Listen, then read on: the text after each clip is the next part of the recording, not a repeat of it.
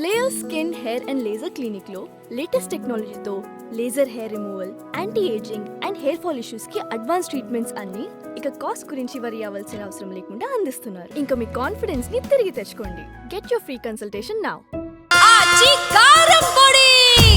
అదరగొట్టే కారం రంగు రుచి ఆచి కారం పొడి. శ్రీనివాస్ గారు నమస్తే అండి. నమస్కారం అండి, అందరికీ నమస్కారం. సార్, తాజాగా మాజీ ముఖ్యమంత్రి జగన్మోహన్ రెడ్డి గారు నిన్న సమన్వయకర్తల సమావేశం నిర్వహించారు. ఆ సందర్భంగా ఆయన ఏమన్నారంటే, ఇప్పుడు ఏముంది 2 సంవత్సరాలు అయిపోయింది కళ్ళు మూసుకుంటే, ఇక రానున్న 3 సంవత్సరాల్లో 1 సంవత్సరంన్నర గడిచిపోతే ఇక ఆఖరి సంవత్సరంన్నర పాదయాత్ర చేస్తానంటున్నారు. సో సరే, పాదయాత్ర అంటే కొత్త ఏం కాదు ఆయనకి. పలు సందర్భాల్లో అప్పుడు ఓదార్పు యాత్ర కావచ్చు, ఆ తర్వాత ప్రజా సంకల్ప యాత్ర కావచ్చు, మరలా ఇప్పుడు పాదయాత్ర చేస్తానండి. ఏంటి ఇప్పుడు పాదయాత్ర చేస్తే ఏమైనా సరే ప్రజలకు ఉరుగుతుందా? అసలు ప్రజలు నమ్మే అవకాశం ఉందంటారా? పాదయాత్ర ద్వారా ప్రజా సమస్యలు తెలుసుకోవటం అనేది మంచి పరిణామమే. ఓకే. రైతు రక్షణ యాత్ర, రైతు యాత్రని మద్రాసు వరకు ఎప్పుడో స్వతంత్రానికి ముందే పాదయాత్రలు జరిగినాయి. ఒక ఉదాత్తమైన హృదయంతో ఈ హంగు హార్బాట లేకుండా వాళ్ళందరూ 50 మంది 100 మంది కార్యకర్తలు ఎక్కడికి వెళ్తే ఎవరెళ్ళన్నా పడుకుంటాం, అరుగుల మీద పడుకుంటాం, వాళ్ళు ఉన్నది ఏదో తెచ్చుకుని వెనక మళ్ళీ ఎడ్ల బళ్ళ మీద తింటాం, ఎట్లా తీసుకుని వంట చేసుకుని తింటాం, లేదా మిగతా వాళ్ళు ఎవరి దగ్గర తింటాం. ఆ తర్వాత బాబా ఆమ్టే అని ఒక గొప్ప పాదయాత్ర చేశారు. నేను ఇప్పుడు కాదండి, దాదాపు 40-45 ఏళ్ల క్రితం మహారాష్ట్రలో చదువుకున్న సందర్భంలో నన్ను పాదయాత్ర వచ్చింది. మా కళాశాల కూడా వచ్చారు. ఒక మంచి ఆశయంతో చేశారు. సరే, మిగతా స్థానికంగా పాదయాత్ర, బచావ్ ఆందోళనలు ఇవన్నీ పాదయాత్ర జరుగుతుంటాయి. దీనికి రాజకీయ పాదయాత్ర మొదలుపెట్టింది రాజశేఖర రెడ్డి గారు. నాకు కాదండి. పాదయాత్ర మొదలుపెట్టి పదవి తెచ్చుకున్నానని చెప్పింది ఎవరంటే చంద్రశేఖర్ గారు. ఇండియా నుంచి అక్కడ ఆయన కాన్స్టిట్యున్సీ వరకు కింద నుంచి దక్షిణ నుంచి చంద్రశేఖర్ గారు పాదయాత్ర చేశారు. యంగ్ టర్క్ గా పేరుంది.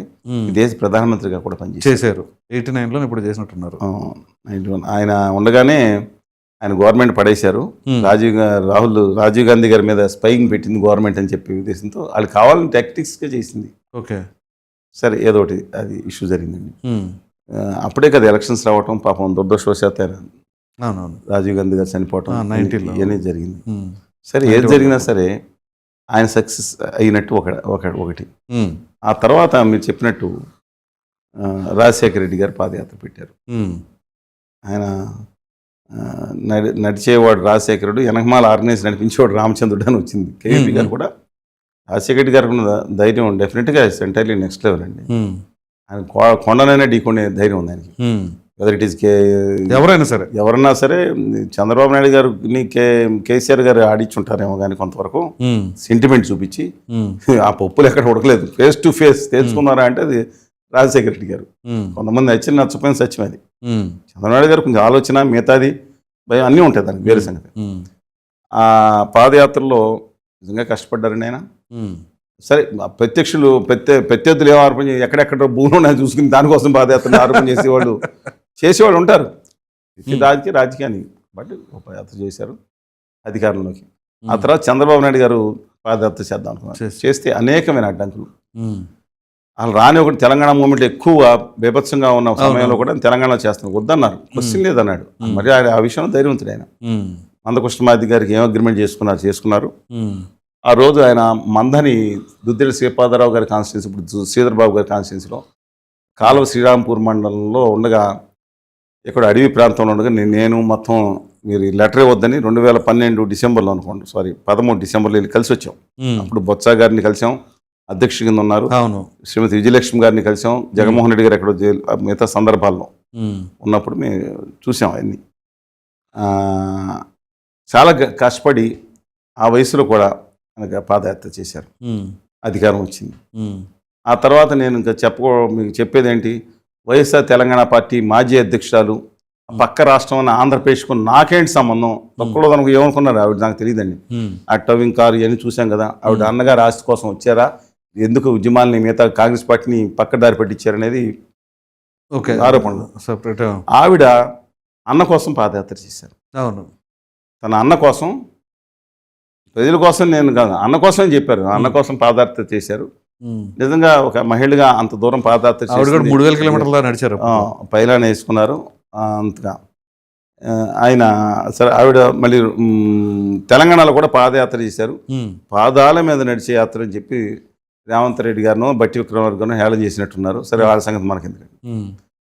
తర్వాత బట్టి గారి పాదయాత్ర కానీ రేవంత్ రెడ్డి గారు కాకపోయినా ఎలా కానీ, అలాగే చిన్నగా మన బీజేపీ నాయకులు బండి తెలంగాణలో కానీ పాదయాత్ర కానీ, రాయలసీమలో ఒకప్పుడు రాయలసీమ ప్రాజెక్టుల కోసం ఒక యాత్ర బైరెడ్డి గారు చేశారు, బైరెడ్డి రాజశేఖర రెడ్డి గారు చేశారు. అంతకుముందు కార్యక్రమాలు రాజశేఖర రెడ్డి గారు, ఎంవి రమణ రెడ్డి గారు ఉండక కూడా జరిగింది. సరే దీని తర్వాత లోకేష్ గారు పాదయాత్ర యువగాళం యాత్ర చేశారు. అమరావతి రైతులు పాదయాత్ర చేశారు. నేను పాల్గొన్నాను, యువగాళంలో కాదు, అమరావతి రైతులు 3-4 సార్లు మొత్తం లేకపోయినా పాల్గొన్నాం. లోకేష్ గారు కూడా సక్సెస్ అయ్యారు. అంటే పాదయాత్ర అనేది అధికారానికి దగ్గర దారి అయిపోయింది అనేది కనపడతా ఉంది. ఏదన్నా అది సెంటిమెంట్గా మారిపోయింది. ఇప్పుడు ఉద్దేశంలో నేను చేయటానికి తప్పట్ను, కానీ అది రాజకీయ అధికారంగా పాదయాత్ర జర్నీ చేయాలంటే ఆంధ్రప్రదేశ్లోని యువతరం యొక్క హక్కుల్ని కేంద్ర ప్రభుత్వం అడ్డంగా లాగేసుకుని మనకు రావాల్సిన హక్కుల్ని గుజరాతీ గద్దలు తన్నుకుపోతే ఆ గుజరాతీ గద్దలకు రాజ్యసభ సభ్యత్వం ఇచ్చారు కొన్నిటికి జగన్మోహన్ రెడ్డి గారు. అవును, ఆయన లిమిటేషన్స్ ఉండొచ్చు, కేసులు పెట్టి బెదిరించవచ్చు కేంద్ర ప్రభుత్వం. కానీ ఇవాళ యువత కునారిల్లిపోతూ ఉంటే దాని మీద ఢిల్లీ వరకు యాత్ర చేయాలని కోరుతున్నాను. మోకాళ్ళు నాది కాకపోతే ఢిల్లీ దాకా ఎవరైనా ఉచిత సలహా ఇచ్చారని అనుకోకుండా మీరు అన్యాక యాత్రలు చేశారు కాబట్టి మొత్తం ఆంధ్రప్రదేశ్ ప్రజల హక్కుల కోసం, యువత కోసం మీ కార్యకర్తలు మీ దగ్గర లోకల్ పాదయాత్రలు చేస్తారు. మీరు చేయండి. ఏం చేస్తారు? మహా అయితే మోడీ గారు అరెస్ట్ చేపిస్తారు. మీ అరెస్ట్లో ఆయన కొత్త కాదు కదా, కొత్త కాదన్నా కానీ అంతమించి తెగించి చేస్తారా ఏంటి? అలా చేసేవాళ్ళు అయితే ప్రత్యేక హోదా గురించి ఆయన అధికారంలో ఉండగానే అడిగేవాళ్ళుగా. ఏమండి, ఆ రోజు ఉంది ఆదాని గారు కేంద్ర ప్రభుత్వం, అవును, ఇప్పుడు కూడా ఉంది ఆదాని గారు, ఇంకా విచ్చలవిడిగా పెరుగుతున్నారు. ఆదాని గారితో ఒప్పందం చేసుకుంటే ఈయన మీద అవినీతి అని చెప్పి ఇండైరెక్ట్గా ఏదైనా రాని ఢిల్లీలో అమెరికాలో కేసులు కూడా నడుస్తున్నాయి. అవును, ఏదో రోజు తెగించాలి కదా రాష్ట్ర ప్రజల కోసం. తెగిస్తారంటారా అంటున్నా నేను. తెగించితేనే చరిత్రలో ఉంటారంటున్నా నేను. అది మనం అనుకుంటున్నాం. కేంద్ర రాష్ట్ర ప్రభుత్వం హక్కుల్ని పక్కన పడేసింది. అదే సార్ పడేశారు.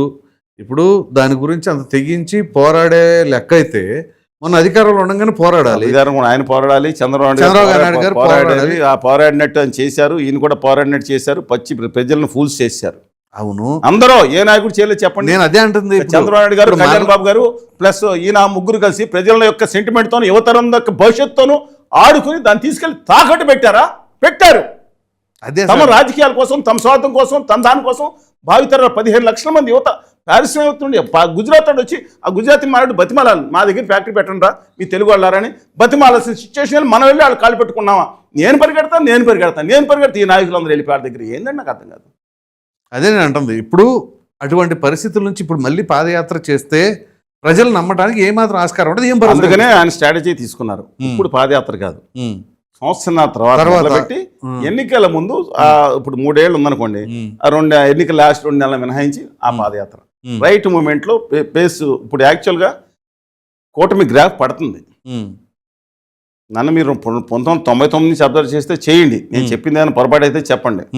నేను ఎన్నికలకు ప్రీ మెచ్యూర్ టు సే ఎవరు నెగ్గుతారు అనేది, బట్ కూటమి గ్రాఫ్ పడుతుంది. 56.5 ఉండేది, నేను చెప్పలేదు. మళ్ళీ ఎవరన్నా చంద్రబాబు నాయుడు గారు మన సంతృప్తి స్థాయి 51కి వచ్చింది ఆయనే చెప్పారు. ఏమైనా క్రెడిట్ ఎవరు ఉంటే ఆయనకే చెందుతుందండి. డెబిట్ ఉన్నా ఎవరు కామెంట్స్ చేసుకుని ఆయనకే చెందుతుంది. పదే చెప్పాల్సి వస్తుంది. పెన్ను పేపర్ ఉందని చెప్పి ఇష్టం వచ్చిన వాళ్ళు 2 పక్కల మిమ్మల్ని వేసుకుంటున్నారు. 2 పక్కల ఏంటి, 4 పక్కల. ఇదేంటండి, నా గర్రం నా ఆస్మానం 2 లేవు, జమీన్ ఉంది, భూమి మీద నిలబడ్డాం. ఇవాళ ఇది ఉత్తర భారతీయ జనతా పార్టీ ఆదాని గారి శిష్యులు ఎవరు అందరూ వాళ్ళు భయంకర కసి మీద ఉన్నారు. ఆ ఉత్తర ఆర్య సనాతనవాదం అంటే ఆర్య సనాతనవాది నా దేవుళ్ళని తిడతాను, నేను కూరుకుంటాను, వెంకటస్వామిని శ్రీజాబాబని అయ్యప్ప స్వామిని తిడతాను, దేవుళ్ళని తిడతారు, మా వనదేవతను తిడతారు, మా సమ్మక్క సారక్క ఎల్లమ్మ మైసమ్మ మావుళ్ళమ్మ దేశాలమ్మని వీళ్ళు రుద్దుతూ ఉంటారు. యాడ్స్ వచ్చేది వీళ్ళతో వాళ్ళు అయిపోయింది. ఆదాని గారి పార్టీ అడుగులకు మద్దతున్న బీజేపీ, జనసేన, తెలుగుదేశం, వైకాపా 96%, 96% ఓట్లు వీళ్ళకే వచ్చినాయి. ఏం చేస్తాం? ప్రజలు మారాలి. కనీసం 10 మంది ఇండిపెండెంట్ గెలిపించమండి. అక్కడ దమ్ముండి అల్లలాడిస్తారు. న్యాయం నిజాయితీగా శాసనసభలో నడిచే అవకాశం ఉండేది. రైట్.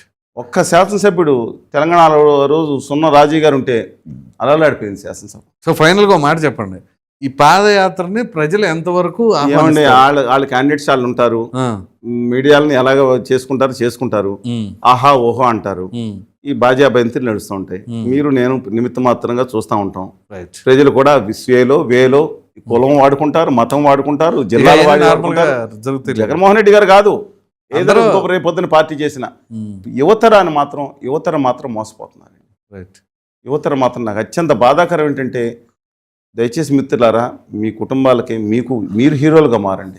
రైట్. ఎవరు హీరోలుగా బాధ్యబంతులు కాదు, మీరు రాష్ట్రానికి పేరు తీసుకురండి.